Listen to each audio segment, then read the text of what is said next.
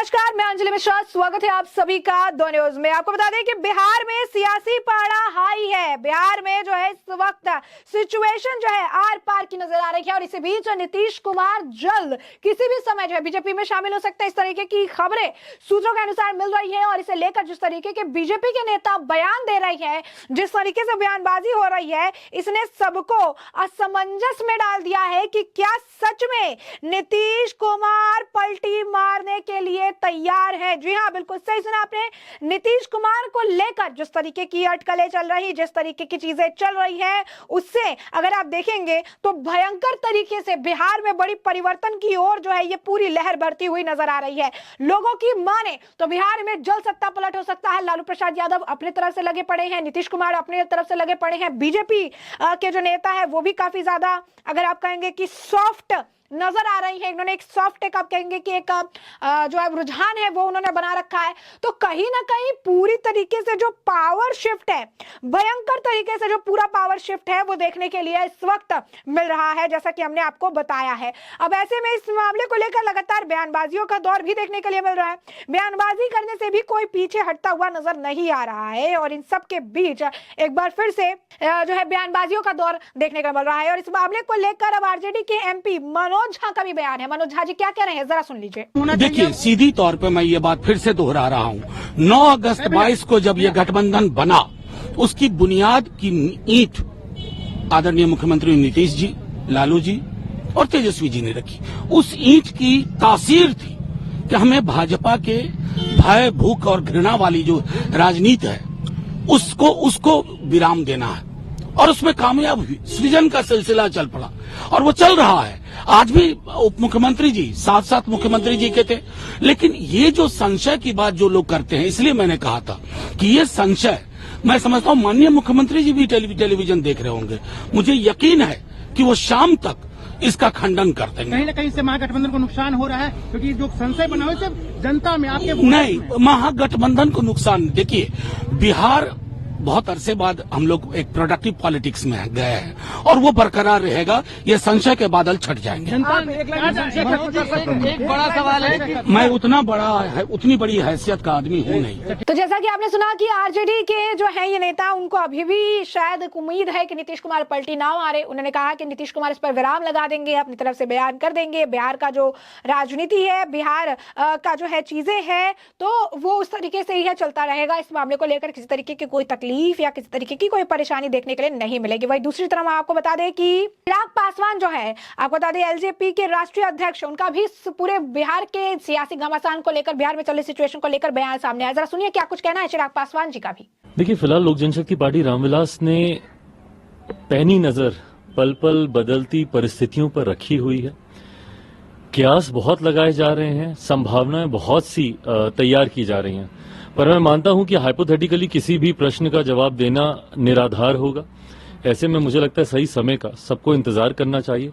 एक बार परिस्थिति स्पष्ट होती है, एक क्लैरिटी आती है गठबंधनों को लेकर, नई पुरानी सरकारों को लेकर, मुझे लगता है उसके बाद ही लोक जनशक्ति पार्टी रामविलास अपना रुख स्पष्ट करेगी। मुझे नहीं पता कि ये भारतीय जनता पार्टी का अधिकृत बयान है कि नहीं, बट हैविंग सेड दैट, मैं जरूर मानूंगा कि मौजूदा परिस्थिति में भी बिहार में एनडीए इतना मजबूत है कि 40 की 40 सीटें हम लोग बिहार में जीत सकते हैं। ऐसे में मुझे नहीं पता कि नीतीश कुमार जी एनडीए का हिस्सा बनते हैं या वो महागठबंधन में ही रहते हैं।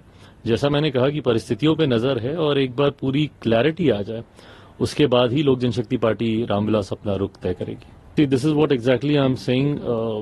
दे आर वेरी मिक्स र्यूमर्स, काफी अलग अलग तरीके की जानकारियां, अफवाहें, संभावनाएं तैयार हो रही हैं, जिसको लेकर चर्चा हो रही है। हर संभावना पे अगर कोई अपनी टिप्पणी करने लगे तो बहुत उलझन पैदा हो जाएगी। मुझे लगता है जस्ट मैटर ऑफ टाइम, थोड़े समय में सारी पिक्चर, पूरी तस्वीर साफ हो जाएगी। उसके बाद ही अपने रुख को हम लोग स्पष्ट करेंगे। भारतीय जनता पार्टी का शीर्ष नेतृत्व निरंतर मेरे संपर्क में पिछले कुछ हफ्तों से रहे हैं। गृह मंत्री जी से इस दौरान मेरी कई बार बातचीत हुई है बातचीत होनी तय भी थी, सिर्फ मौजूदा परिस्थिति को लेकर नहीं, क्योंकि वैसे भी चुनाव अब समीप हैं।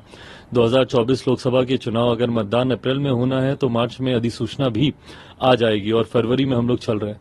तो ऐसे में सीटों के बंटवारे को लेकर, चुनाव की रणनीतियों को लेकर वैसे भी मेरी उनसे बातचीत चल रही थी।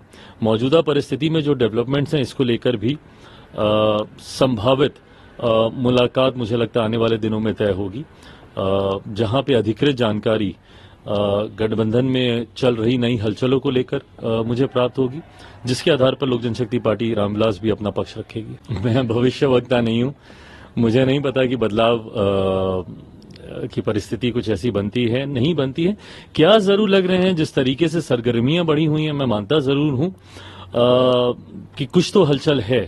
अब वो अपनी मंजिल तक पहुंचती है कि नहीं मुझे यह नहीं पता। इसके पूर्व भी कई बार इस तरीके की हलचलों का दौर हम लोग देख चुके हैं।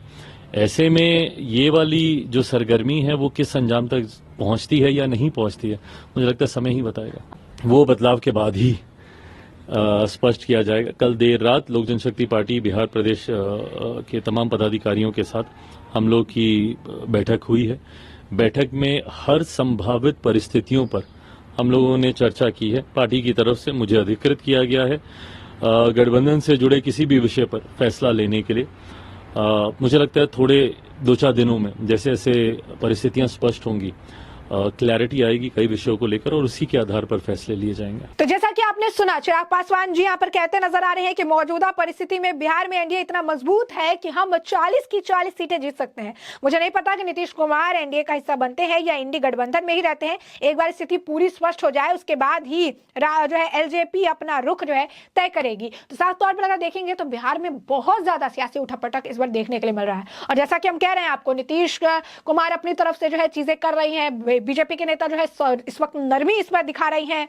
दूसरी तरफ जो है लालू प्रसाद यादव भी जीतन राम मांझी को डिप्टी सीएम का जो है पद ऑफर कर रही हैं। सुशील मोदी भी बयानबाजी कर रही है, जो कहते थे कि दरवाजे बंद है, वो कह रहे हैं कि संभावनाओं पर राजनीति चलती है, होने के लिए कुछ भी हो सकता है। संभावनाओं का पूरा खेल है और होने के लिए कुछ भी देखने के लिए मिल सकता है। ये संभावनाएं तो है और संभावना किसी के साथ भी देखने के लिए मिल सकती है। और आप अगर देखेंगे तो ये राजनीति जो है संभावनाओं का खेल है, ये उनका कहना है। और ये अगर आप देखेंगे तो ये बहुत बड़ी बात है। और कहीं ना कहीं नीतीश कुमार जिस तरीके से अब इन्वॉल्व हो रही हैं, जिस तरीके से अगर आप कहेंगे कि नीतीश कुमार का एक बड़ा इन्वॉल्वमेंट देखने के लिए मिल रहा है, कहीं ना कहीं एक बड़ी सियासी उठापटक की तरफ बिहार की राजनीति बढ़ती नजर आ रही है। चिराग पासवान का भी आपने बयान सुना, उसी तरफ आपको बता दें कि आज रिपब्लिक डे था और यहाँ पर जो है जहां पर कई सारे नेता, कई सारे मंत्री जो है मौके पर मौजूद रहते हैं, लेकिन ऐसा कुछ वहां पर देखने के लिए नहीं मिला। राजभवन में जो बैठक हो रही थी उसमें बिहार के डिप्टी सीएम तेजस्वी यादव मौजूद नहीं थे और उसके बाद बिहार सीएम नीतीश कुमार के सामने राज्य के मंत्री अशोक चौधरी ने तेजस्वी यादव की नेम प्लेट की पर्ची ही फाड़ डाली।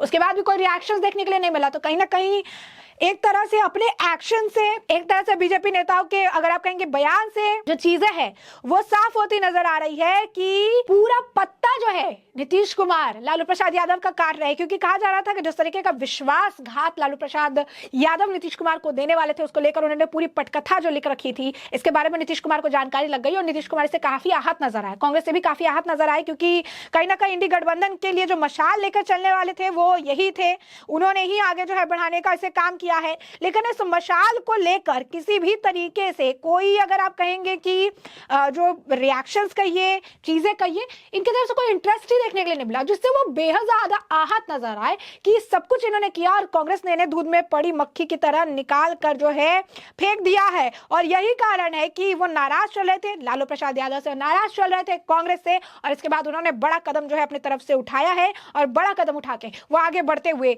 नजर आए हैं। तो कहीं ना कहीं अगर आप देखेंगे तो बहुत सारी चीजें जो है देखने के लिए मिल रही है इस वक्त बिहार की सियासत में। और ये देखना दिलचस्प होगा कि नीतीश कुमार कब पलटी मारते हैं, नीतीश कुमार कब बीजेपी ज्वाइन करते हैं और किस तरीके का सियासी घमासान अब बिहार में और ज्यादा समय के साथ देखने के लिए मिलता है, जिससे कि हम आपको अपडेट रखेंगे। फिलहाल के लिए हमने आपको जो पूरा मामला है ये बड़ा विस्तार से बताया कि पूरा मामला क्या है, किस तरीके से बिहार में सियासी उठापटक जारी है। इसी बीच एक नजारा जो देखने के लिए मिला है वो नजारा ये था कि राजभवन में बैठक में बिहार डिप्टी सीएम तेजस्वी यादव मौजूद नहीं है। बिहार सीएम नीतीश कुमार के सामने ही राज्य के मंत्री अशोक चौधरी ने तेजस्वी यादव की नेम प्लेट की पर्ची फाड़ डाली।